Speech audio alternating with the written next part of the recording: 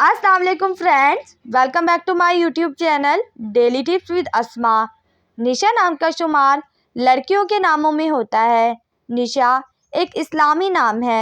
निशा नाम की इब्तिदाई तारीख अरबी ज़ुबान से निकलती है। निशा नाम की लड़कियों के लिए खुशकिस्मत नंबर 6 माना जाता है। निशा नाम का शुमार इंटरनेट पर सबसे ज़्यादा सर्च होने वाले नामों में से होता है। निशा नाम की लड़कियों में बहुत सी खूबियाँ पाई जाती हैं।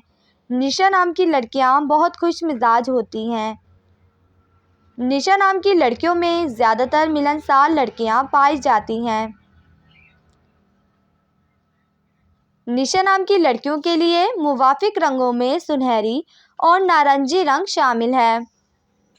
निशा नाम की लड़कियों के लिए खुशकिस्मत दिनों में मंगल और जुमेरात का दिन शामिल है। निशा नाम का मतलब है दुनिया, जहान। खुशकिस्मती वाली धातों में हिस्सों के हिसाब से तांबा शामिल है। निशा नाम की लड़कियों के लिए मुवाफिक पत्थरों में सबसे कीमती पत्थर शामिल है।